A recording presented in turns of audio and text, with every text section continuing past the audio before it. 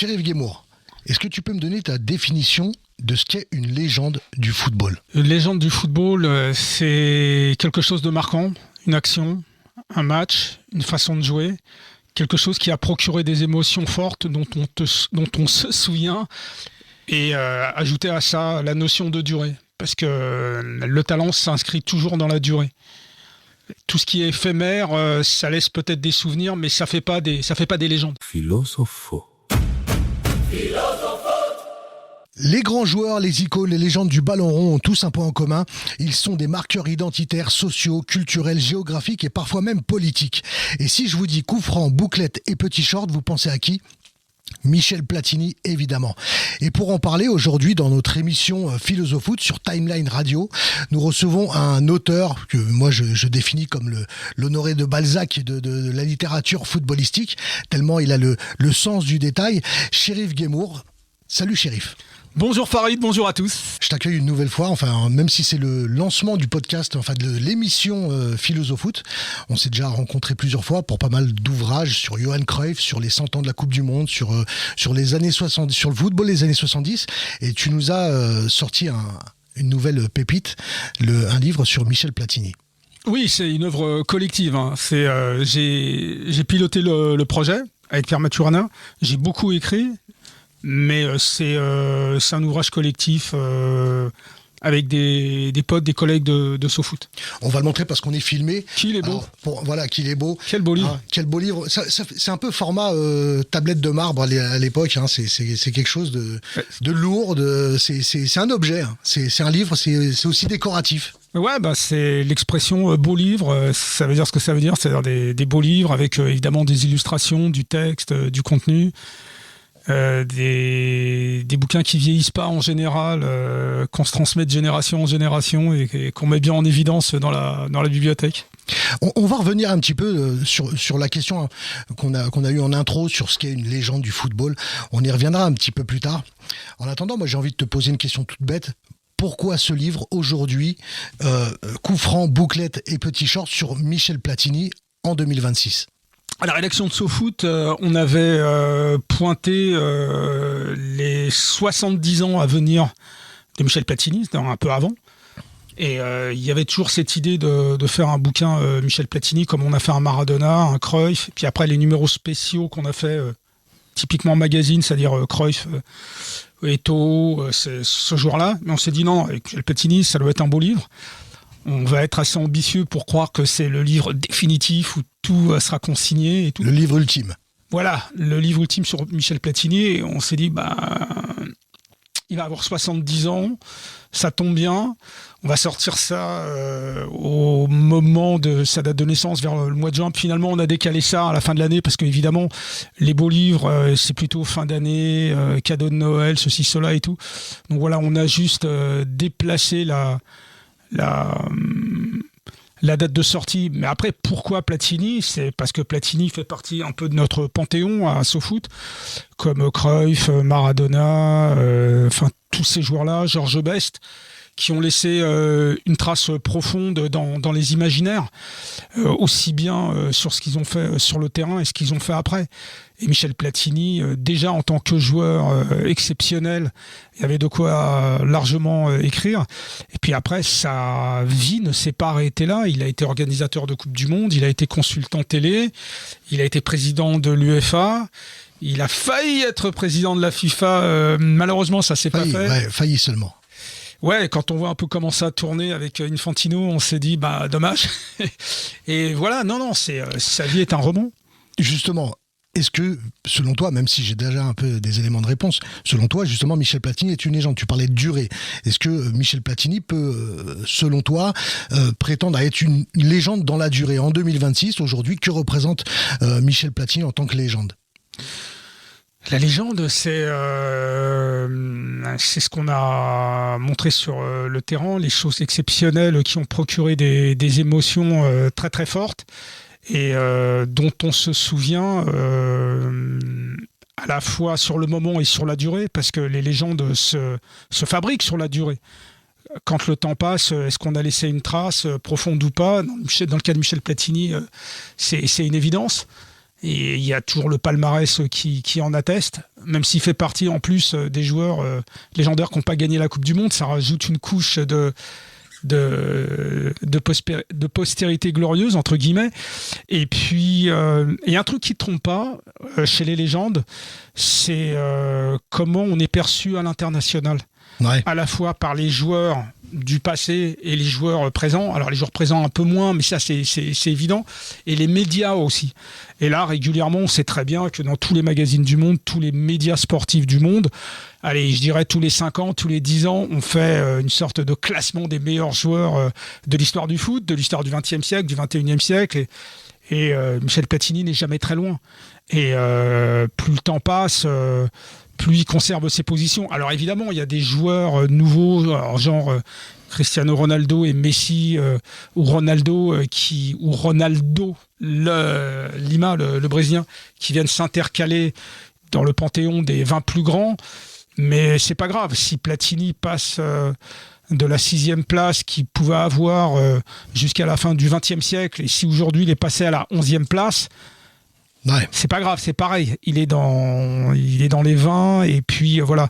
Ça, c'est ce qui atteste des légendes.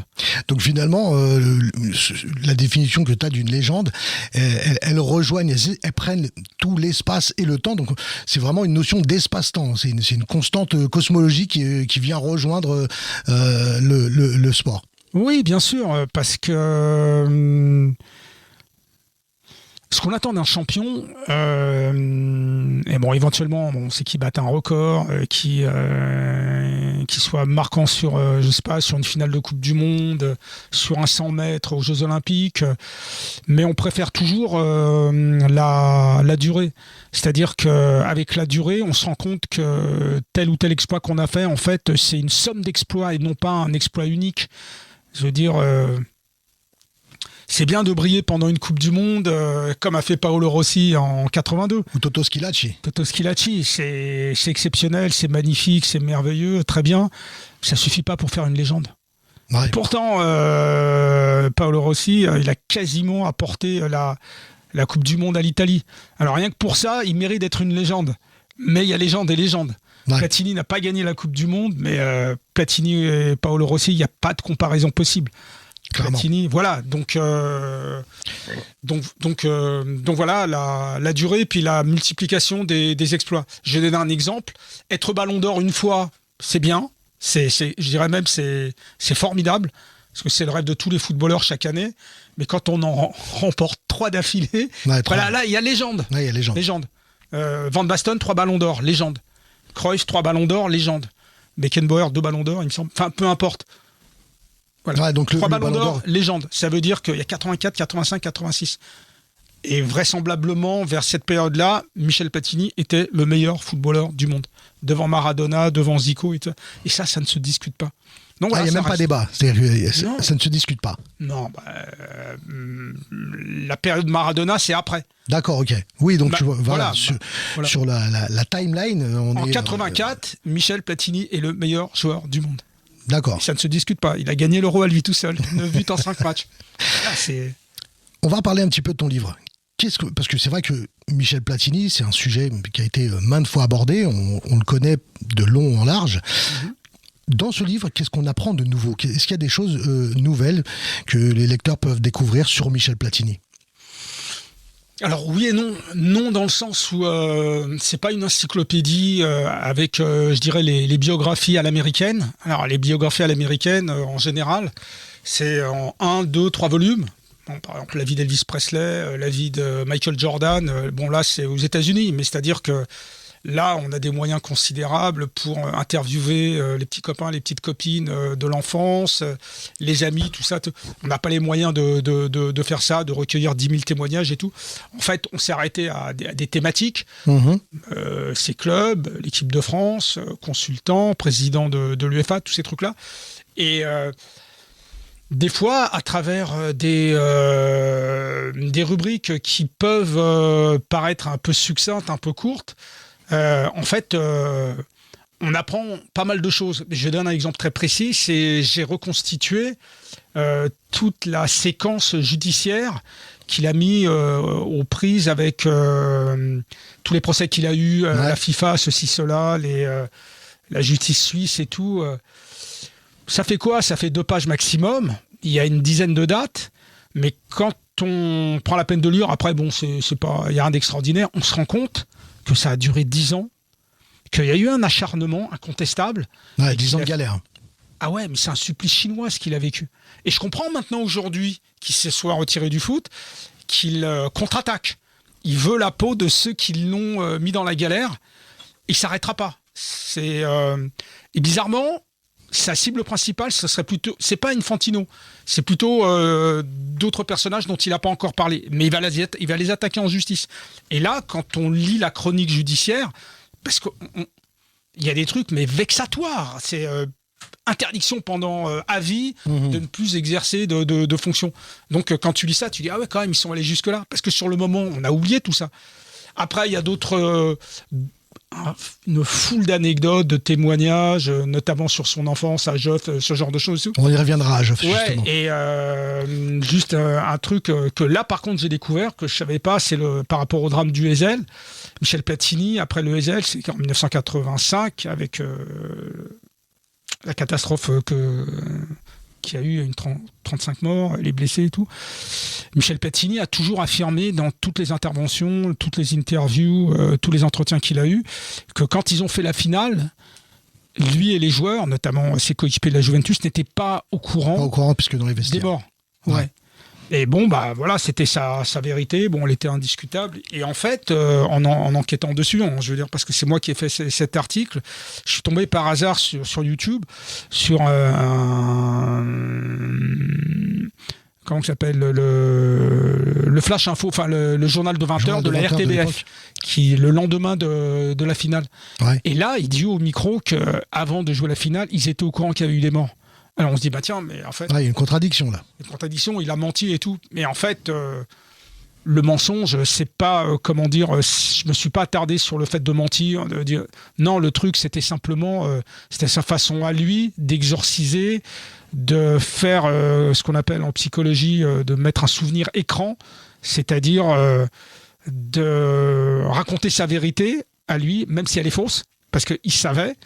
Mais en fait, c'est tout simplement une façon de se préserver, une façon de ne plus replonger là-dedans, parce que c'est le drame de sa vie. On en reparlera. Mais... Ouais, justement, on va reparler du Heysel, parce que ça a un retentissement dans la vie et dans la carrière de Michel Platini, mais aussi dans le monde du football en général. Ouais. On va y revenir, parce que bon, c'est vrai que toi, de ton point de vue spécialiste, peut-être que tu n'apprends pas beaucoup de choses. Moi, en lisant ce livre, j'ai appris énormément d'anecdotes, parfois assez drôles, parfois un peu surprenantes.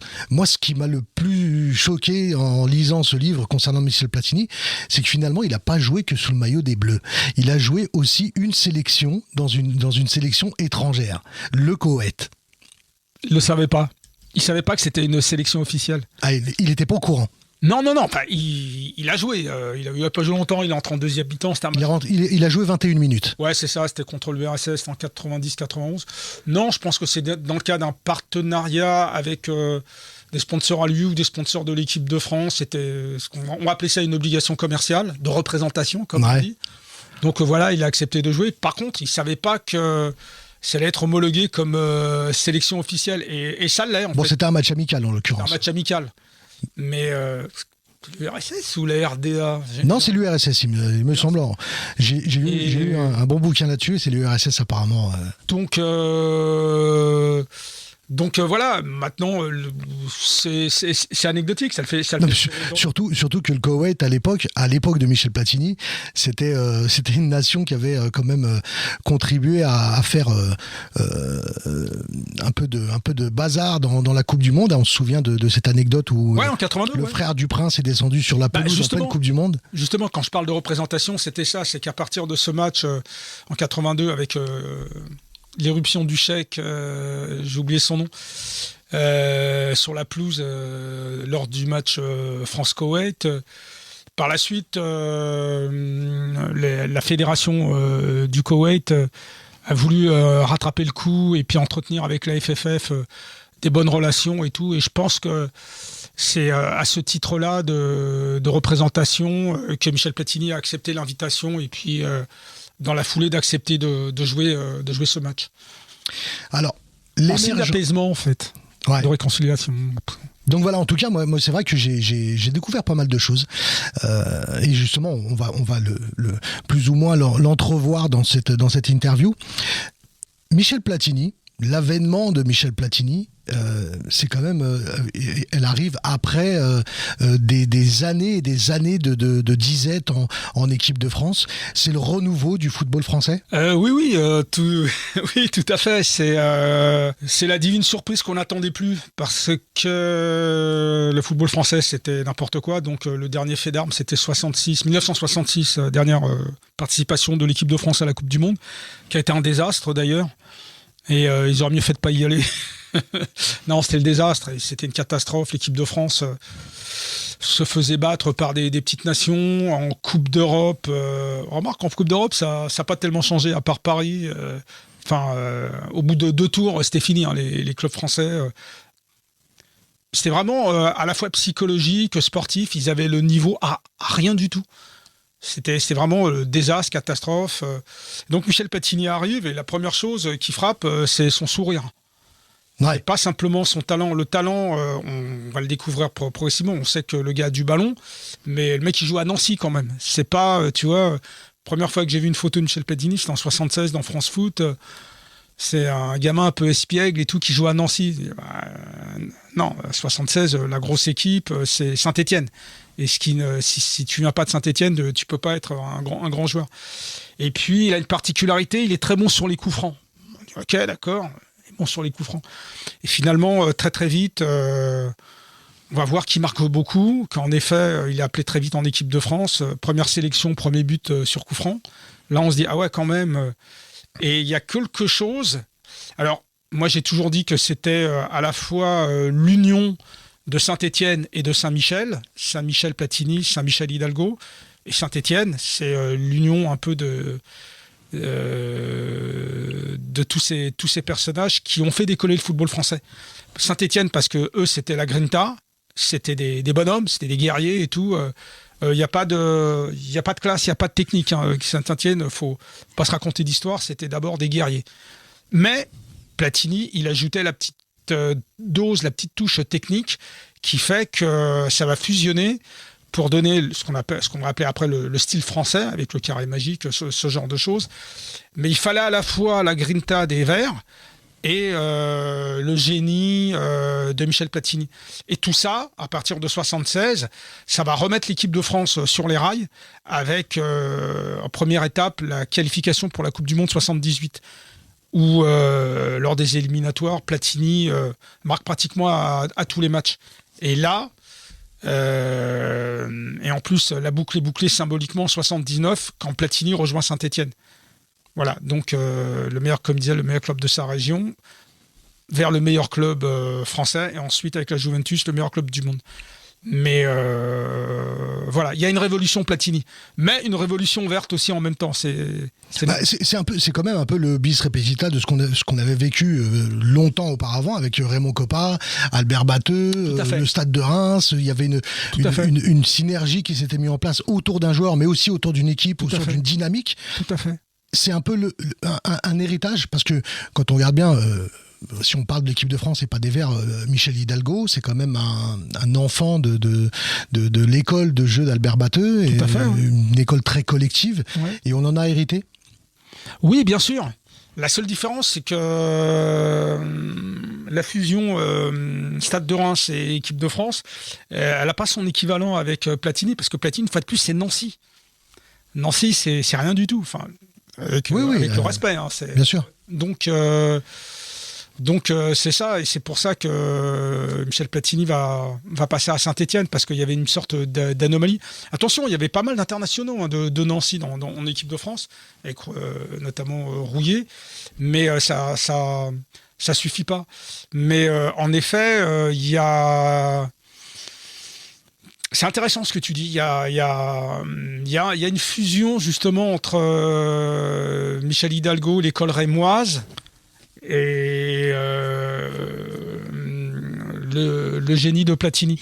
C'est-à-dire que il y a une bonne fusion à partir de 76 entre l'esprit des Verts, des guerriers, le génie du banc avec Hidalgo et le génie sur le terrain de Platini. Donc on peut dire qu'il y a une fusion symbolique entre Saint-Étienne et Reims. D'ailleurs, Batteux était passé par Saint-Étienne aussi. Enfin, et puis c'était vraiment dans la tendance d'avoir ce genre de dynamique.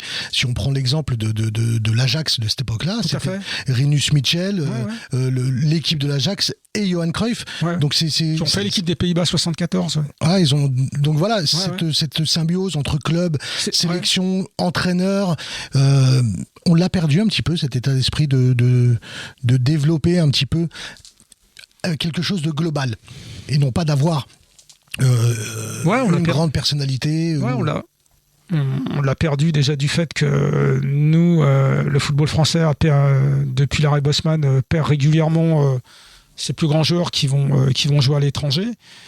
Et d'ailleurs, le meilleur club français des années 2000, le meilleur club français, c'était Arsenal, avec tous les franchises qui avaient là-bas et tout. Et, imagine 2 secondes si tous les franchises d'Arsenal, ils avaient joué, je sais pas, ils étaient à Monaco, à Paris ou à Marseille. Tu te rends pas compte le club français qu'on a eu, tu vois. Ouais. On n'avait pas les moyens. Donc voilà, alors ce qui reste, c'est j'ai envie de dire le PSG, mais le PSG, non, il y a quoi ? Il y a Doué, Barcola, Zahir Emery, ça suffit pas pour imprimer en équipe de France. Remarque, il y a Mbappé, mais il n'y a pas une patte PSG, enfin il y en a une maintenant avec Luis Enrique, mais Mbappé n'est plus là, et puis c'est des joueurs un peu interchangeables. Donc malheureusement, non. Et malheureusement, c'est ce qui se passe aussi avec l'équipe des Pays-Bas, qui n'est plus la matrice de l'équipe des Pays-Bas. Le Bayern reste la matrice de l'équipe d'Allemagne. Et tout ça, c'est à cause, entre guillemets, de l'arrêt Bosman, de la mondialisation du foot, qui fait que, ce qui reste de commun aux joueurs de l'équipe de France, c'est ce qu'ils ont appris en centre de formation. Il y a une méthode française. Donc des bons joueurs professionnels bien complets qui réussissent un peu partout dans toute l'Europe. Et puis peut-être que le dernier club matrice du foot français, quelque part, j'avais vérifié, c'était un peu avec l'équipe de France de 98. Tu as beaucoup de joueurs marseillais qui sont passés par Marseille ou qui sont nés à Marseille, comme Zidane. Il n'a pas joué à Marseille, mais qui est né à Marseille. Les Laurent Blanc, Pires et tout. Il y avait la grande équipe de France 98-2000. Si on peut lui trouver un point commun, ce serait ça, l'OM. L'OM, ouais. Donc, même si finalement... C'est pas mal, l'OM, parce que c'est pareil, c'est des guerriers. Ah non, clairement. Mais c'est pas la finesse.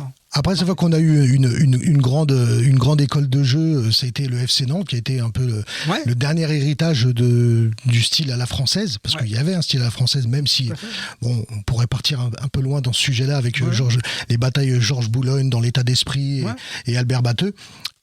Qui prenaient chacun un football, l'un basé sur l'individualité et l'autre sur le collectif. Justement, sur cet état d'esprit un petit peu, on va revenir sur Michel Platini, sur cet état d'esprit un peu politique en filigrane. Michel Platini, c'est un joueur qui a toujours prôné les valeurs du collectif, mais aussi avec un état d'esprit individuel. Alors, tu en veux dire où ? Le côté de gauche, le côté de droite ? Voilà, il l'a même dit lui-même, le football est un sport collectif, un sport individuel qui se joue à plusieurs.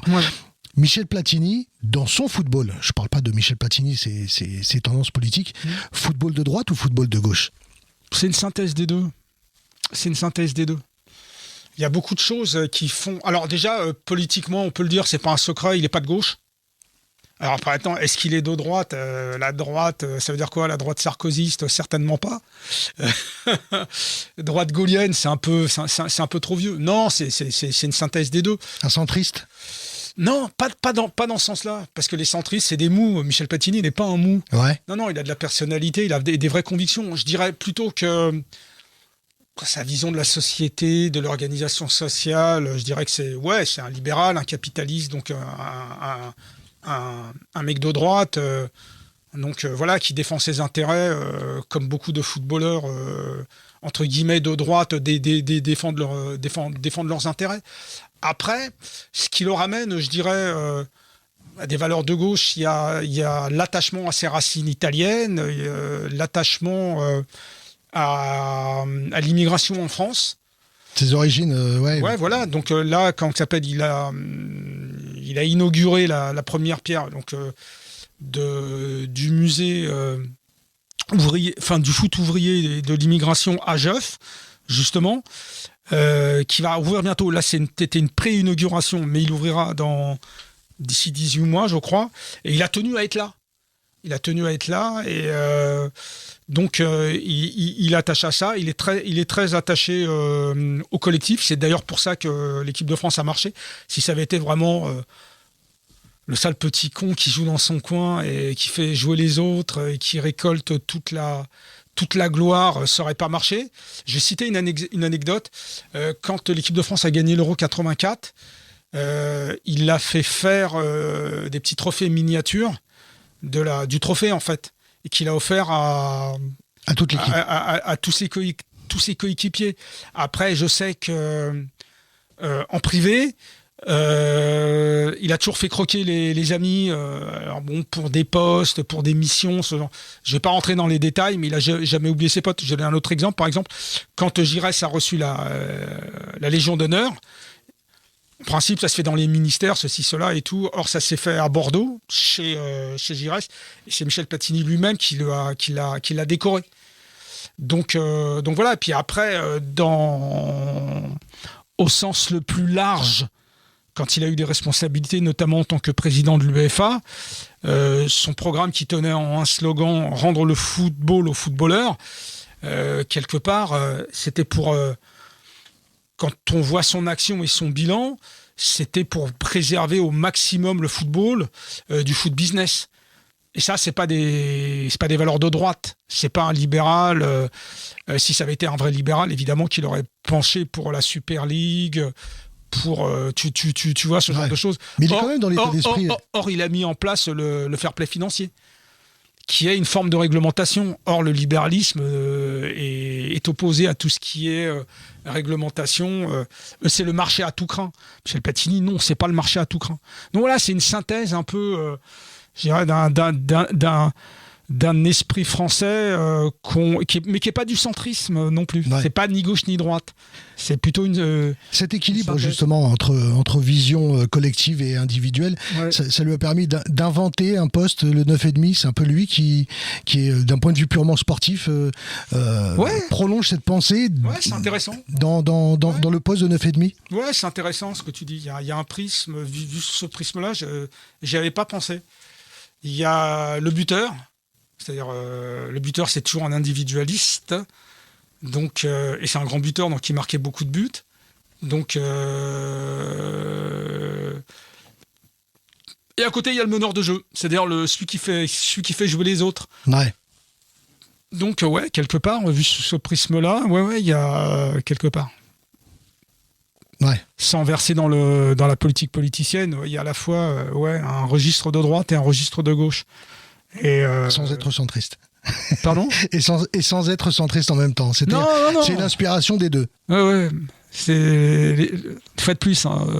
Dans la vie en général, dans la politique, dans le foot, les centristes, c'est des mous. Michel Platini n'est pas un mou.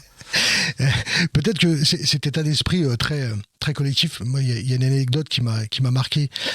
C'est une parole de son père, Aldo. On va en parler un petit peu tout à l'heure, justement, de ses origines. Son père, Aldo, qui lui disait tu joues pas au milieu de terrain, tu joues au milieu de l'équipe. Et cette phrase, cette éducation qu'il a reçue, finalement, l'a suivi jusqu'au bout. Cette envie de participer au collectif et de vouloir faire plaisir. Forcément, on ne devient pas capitaine de l'équipe de France parce qu'on marque que des buts. C'est autre chose. On ne devient pas président de l'UEFA si on n'a pas copiné un peu, si on n'a pas mis de l'eau dans son vin. Mais il le dit de toute façon. Alors évidemment, il a... Comment on dit ? Il a fait des ronds de jambes, il a flatté, il a failloté, comme on dit, il a ciré un peu les pompes et tout. Mais ça, c'est normal, c'est C'est comme ça et pas autrement qu'on se fait élire. C'est quand même l'UEFA, c'est 55 fédérations quand même. Hein, donc avancer tout seul, faire son numéro en solo, ça ne te mène jamais très haut. Donc je vais élargir à des joueurs comme Messi et Cristiano Ronaldo. Ouais. On nous présente comme des super individualistes. Ce qu'ils sont, hein, quelque part. Mais on n'atteint pas le niveau qu'ils ont atteint, que ce soit en club, à titre individuel ou en équipe, si on est un pur individualiste. Et là, ça nous force à bien comprendre que Messi, c'est un joueur génial et un vrai joueur d'équipe. Alors je sais qu'il y en a, ça leur est impossible à concevoir, et pourtant c'est le cas. C'est surtout que Messi a existé dans peut-être l'équipe qui a eu la dimension collective la plus accentuée de l'histoire du foot, le FC Barcelone. C'est le temple du collectif. Voilà, c'est la bonne distance entre le registre individuel et l'expression collective. J'adore ces joueurs-là. Regarde. Ben Arfa. Le génie absolu. Ouais. Alors pareil, hein, lui aussi, il a bonne presse. Mais voilà, il a bonne presse à l'étranger. On connaît Ben Arfa. Ouais. On sait qu'il y avait une pépite, un joueur complètement dingue, un Brésilien. Quel désastre. Le mec n'a jamais rien compris. D'un point de vue collectif. Voilà. Alors là, tu vois, ça fait mal au cœur. Tu dis, mais t'es passé à côté de... Et le pire, c'est qu'il n'a pas arrêté sa carrière, hein, c'est officiellement. Et il joue encore avec les potes, tu sais, sur les fives et tout. Tu dis non, c'est pas possible. Tu joues encore en five alors que tu vois ce que je veux dire. Ouais. Voilà, il y a aussi les contre-exemples. Et les contre-exemples nous aident à mieux comprendre les génies qu'on croit individualistes, mais en fait qu'on l'esprit collectif. Et Platini, ouais, c'est ça. C'est la définition du 9,5, c'est ça. C'est meneur de jeu et buteur. Ouais. Et ça, il l'incarne parfaitement. Et après aussi, regarde par exemple le poste de consultant. Michel Platini, quand il est consultant, c'est pas lui qui est tout seul au micro.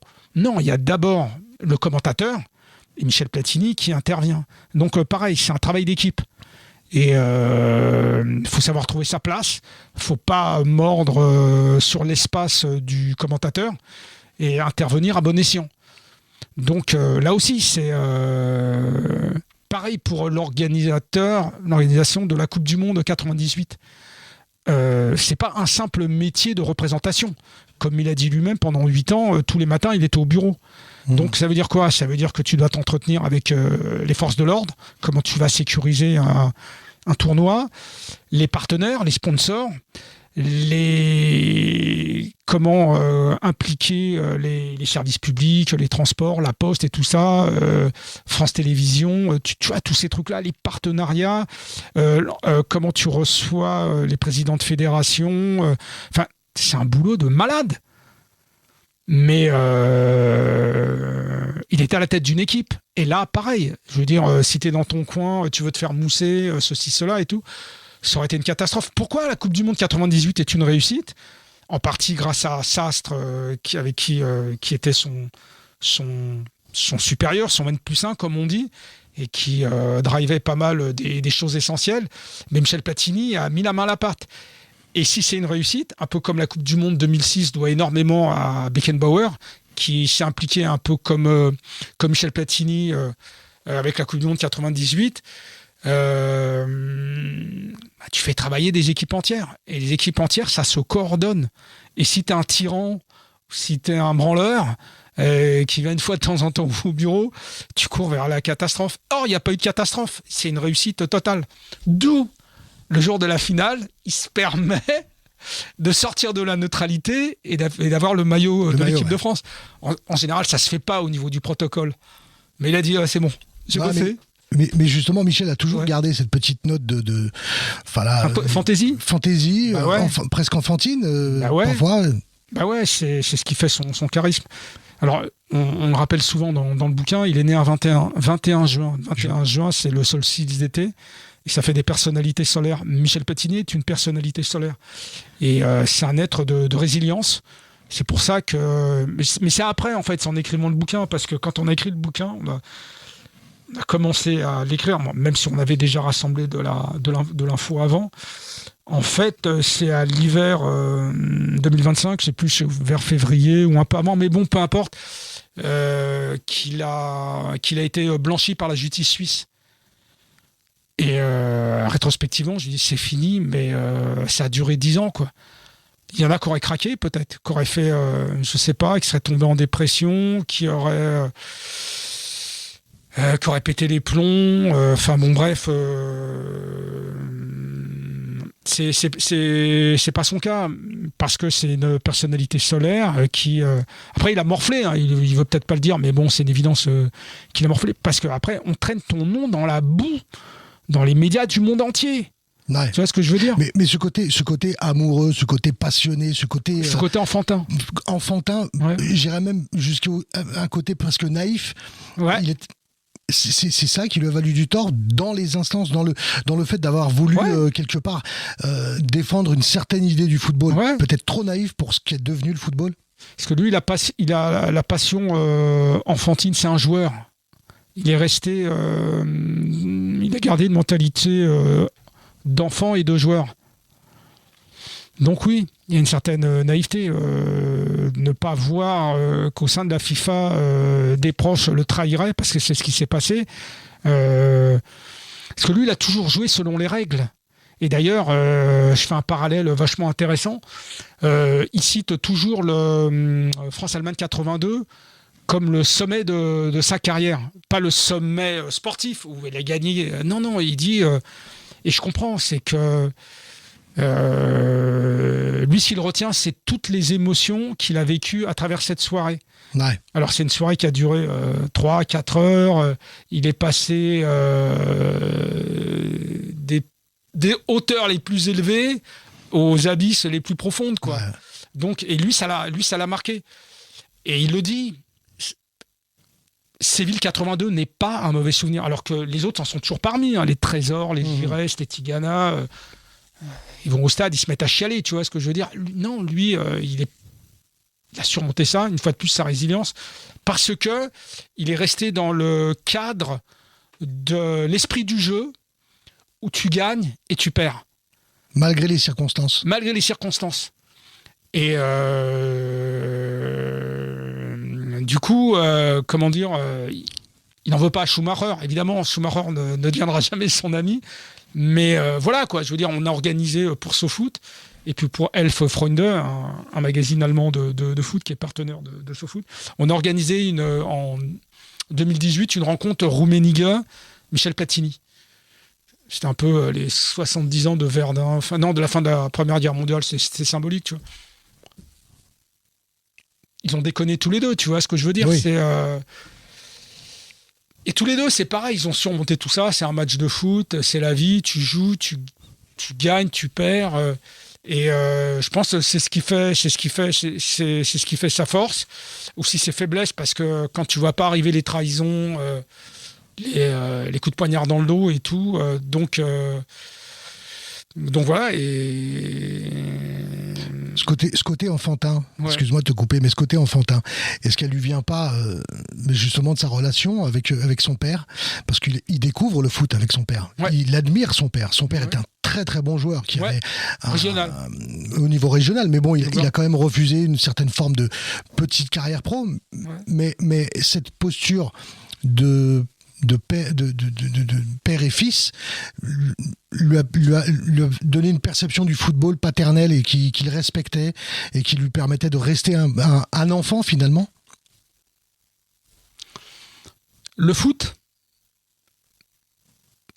quand on est gamin, c'est la joie et le chambrage. Ouais. Le chambrage. Ah, mais le chambrage, c'est le football. C'est ça, tu vois ce que je veux dire ? C'est le football. Et Michel Platini, c'est ça, c'est ce qu'il a gardé. En plus, il a grandi dans le café familial avec les vieux Italiens, les familles italiennes et tout. C'est du Fellini, quoi. Tu vois ce que je veux dire? C'est le mec qui s'apostrophe en italien.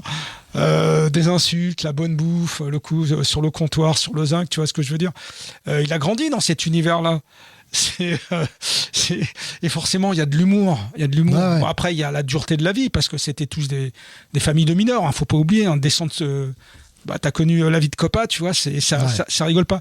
Mais donc oui, il y a une bonne humeur, il y a la chambre, chambrée.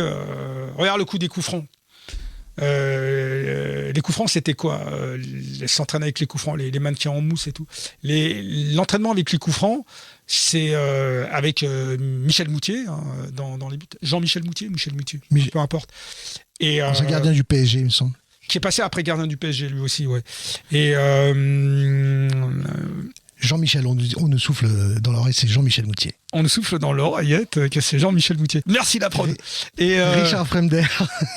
Et le truc, tu vois, c'est tourné au chambrage et au défi, c'est-à-dire il pariait des diabolomantes. Il pariait, d'accord. Ouais, je te parie que là, je vais tirer 10 coups francs, je parie que je t'en mets au moins 7. Si je te mets les 7, c'est toi qui payes. Si j'en mets que 6, tu vois ce que je veux dire? Même ça, c'était ludique. Parce qu'on dit, il arrivait et tout, il posait son ballon, des séries et tout. Non, c'était de la déconne. Il y avait de la déconne. Alors que, pour un exercice qui a fait sa légende, tu te dis, attends, tu restes après l'entraînement, c'est l'hiver et tout, tu te cailles, tu vois ce que je veux dire? Et en fait, même là-dedans, il y a de l'humour, de l'espièglerie, du chambrage, puis de l'esprit enfantin. Tu vois, on n'en ressort jamais. C'est parce que il a cette vision, cette dimension du football très légère, très naturelle, que le drame du Heysel devient une catastrophe pour lui, parce que justement c'est l'antithèse de ce que représente le football pour lui. On le rappelle, le drame du Heysel, finale de Coupe d'Europe entre Liverpool et la Juventus Turin, qui se solde par des bousculades entre supporters avant le match et des morts, beaucoup de morts. Cet événement-là a un retentissement important dans sa carrière. C'est le drame de sa vie, il n'en a toujours pas fait le deuil. Comme je l'ai dit tout à l'heure, le mensonge qu'il entretient, mais quand je dis mensonge, il n'y a pas de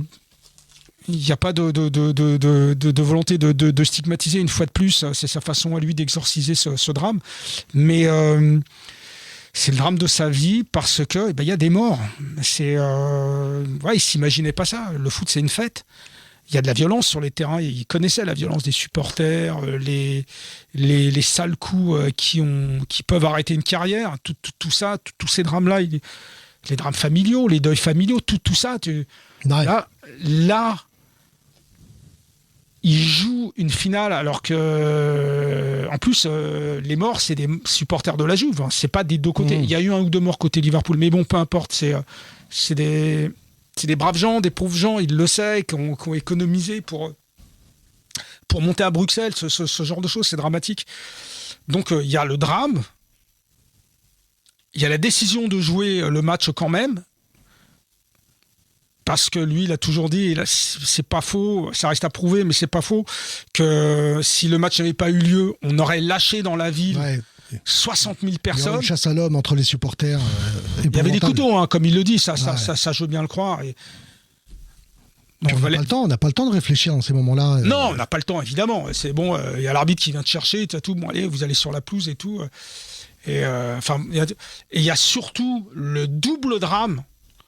Là, c'est très personnalisé. On lui a reproché d'avoir célébré le but, parce que c'est lui qui marque le but de la victoire. Donc, il est parti. On le lui a reproché avec des phrases du genre Michel Platini a dansé sur les morts. Tu te mets à sa place. Attends, déjà, tu dois porter le deuil des tifosi. Et en plus, tu as commis l'infamie aux yeux du monde. Le monde entier t'a vu, tu vois, de célébrer ce but. C'est toute une vie à se justifier après. Et se justifier à écart de temps régulier, tu vois, tous les 5 ans, tous les 10 ans et tout. Parce que déjà, tous les ans, il y a l'anniversaire, tous les 5 ans, tous les 10 ans et tout. Donc, et tous les 10 ans, il doit encore revenir là-dessus parce que forcément, les médias reviennent à la charge. Voilà, c'était les 30 ans du Heysel, les 40 ans du Heysel, les 50 ans du Heysel et tout.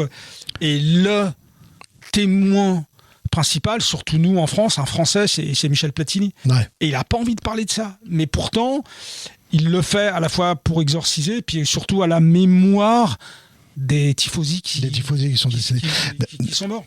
Ça, c'est terrible. Ouais, c'est terrible. Et d'ailleurs, le retentissement du Heysel, de ce drame qui était télévisé, hein, beaucoup de gens étaient devant leur poste de télé. Ah non, moi je l'ai vu, c'est des images de guerre. Ah ouais, c'est des images très très dures. Ouais. Ces images-là couplées à un autre drame à Hillsborough en Angleterre, qui a fait encore plus de morts. Ces deux événements-là ont contribué à faire changer le football en profondeur. Le football qu'on a aujourd'hui, ces événements-là ont indirectement emmener le football dans une autre dimension, quand on sait que derrière Margaret Thatcher prend des mesures incroyables, que les clubs anglais sont bannis pendant 5 ans, bannis, que on nettoie le football et on en fait un football plus présentable télévisuellement. Il fallait faire quelque chose. C'était aller beaucoup trop loin. Bon, après, interdire les clubs anglais, on revient pas là-dessus, ça a été fait. Tout. Mais tu vois, ta question, elle est intéressante dans le sens où quand Michel Platini il a été président de l'UEFA, c'est lui qui s'est opposé au retour du placement libre dans les stades. Il a voulu rester sur les sièges. Et c'est ce qui a été une des mesures phares du rapport Taylor, c'est d'avoir 100% des places assises dans les stades après ces drames-là. Ouais. Et tout au long des années 90, 2000, il y a eu pas mal d'associations de supporters qui ont voulu revenir là-dessus. Et ça, c'est une chose que je peux comprendre. J'adore être debout dans les stades. Ouais. Mais non, il faut pas. Et Michel Platini a toujours refusé. Bon, il y a une fameuse phrase quand il a reçu une délégation de supporters venus de toute l'Europe qu'il avait reçu en audience, qui lui demandait de revenir un peu au placement libre, la possibilité d'être debout et tout ce que je peux comprendre. Et il a dit moi vivant, on restera sur les places assises, mon successeur fera ce qu'il veut, mais moi, tant que je serai là, j'ai trop vu de morts. Je sais ce que c'est que des mouvements de foule.